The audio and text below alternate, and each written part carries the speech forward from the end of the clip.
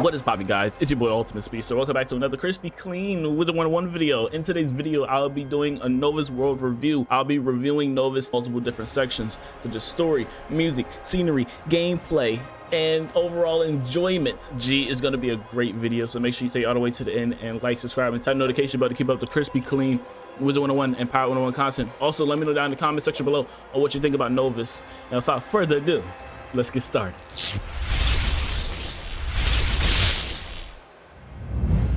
So the first section I would actually go over is the story. The story of this world is actually pretty different than the rest of them. I will say it's actually really unique. Not saying that the others aren't, but it just really puts a different twist on it, because in this story, you get to understand what the world wants, obviously, and how they try to achieve it, like basically no matter the cost. They all are in it for their own selfish reasons, for their own worlds. They don't care how Design feels about the situation or if they're hurting him. They don't care what they're doing to us, and they even think we're the bad guys at the end of the day. And so in this world, we got to protect Design, and we got to protect ourselves, and we got to protect the worlds from destroying each other or fighting each other. And that could be a lot to handle for just one wizard. But as you see later on in the world, you actually start to see each side, what they want, what they don't want, and how Design is being affected by all of this. One very interesting thing I feel about the story is the ending of it. We are currently on the run. We are in hiding from those worlds because they are in the hunt for us, because we stopped Novus or made Design want to give up on Novus. So in Wallaroo, which is confirmed to be the next world of Arc 4 and the end of Arc 4, we'll probably be hunted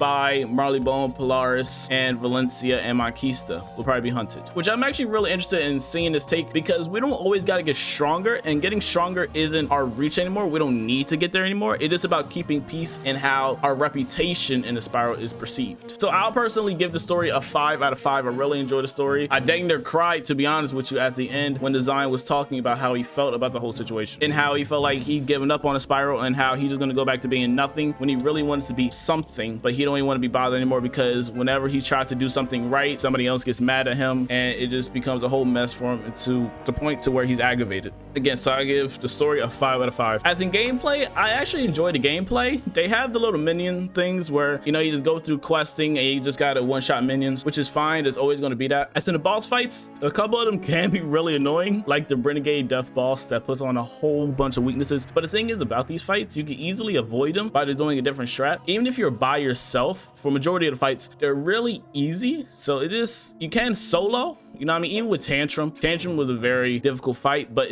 you can solo it. It's very possible. And then they kind of encourage the Arc Mastery with the new spells, which I actually enjoy the Arc Mastery system. I love using different pips, because you can even use it for different spells and everything. It is a better way to manage your pips. But before you go into this world, if you haven't already, I will recommend that you go in there with at least 30 to 40 pierce. I will say the world is kind of pierce dependent, or you just rock super high damage, like over 200 damage, but I will personally recommend that you get pierce. I feel like pierce is the easier route to go. So if you have a moderate amount of pierce and good damage, like 190 damage, something like that, or maybe 180, but you got really good pierce, I feel like you'll be fine. But I really enjoyed the new bosses. I think they're really cool, unique. They didn't make gameplay boring, and I'll actually have to think it through. That was good. I'll give combat a 4 out of 5. The next section I want to go over is scenery. Now, I will say the scenery is pretty all right. It's not the most beautiful world. One of the most beautiful worlds, in my opinion, is Azteca. I love the Alto section, and I love the floating mountains. There were some sections in this world which I actually find really enjoyable, that I actually do love looking at. I really enjoyed the Polaris section, La Villa Rose. I really love that section. Nuvacorg is all right, and Porto Novo is pretty all right. Nothing really too special in my opinion, but I will not say that they're bad. They're okay. They're decent. I'll give scenery a 4 out of 5 as well, though.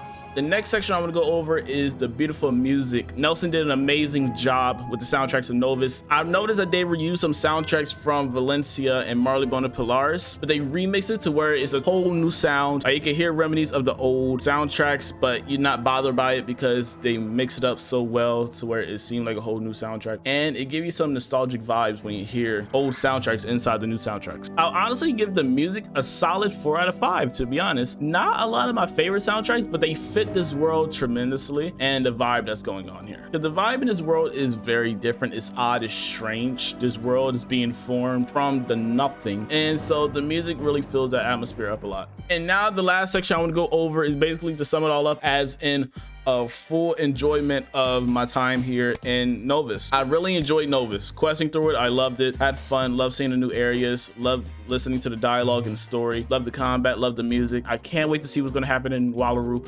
Wallaroo's going to be a game changer world, I feel like, especially for the storyline, for the wizard and the spiral itself. We are painted as the villain right now, so we have to see what's going to go down. Maybe Merle Ambrose will come through in the game and vouch for us, because we haven't seen Merle Ambrose in a long time, and I feel like this could be a great opportunity for him to come back. So remember Merle Ambrose. And yeah, I'll personally give this world a 10 out of 10. I give it a 10 out of 10. The junk is crispy clean. Gee, I really do love this world, bro. The junk is just really fantastic. Great music, great scenery, great everything pretty much. I really enjoyed it all. Pretty solid. It's a pretty solid world. Hopefully Wallaroo becomes a 10 out of 10, because this world is a 10 out of 10, and if they can keep the 10 out of 10 streak, that'll be amazing. So let me know what you think about Novus down in the comment section below, and make sure you like, subscribe, and turn the notification bell to keep up the crispy clean Wizard101 and Pirate 101 content, walkthrough reviews, guys, giveaways, upgrades on the channel, G. And I will see y'all later. Have a wonderful day. Peace.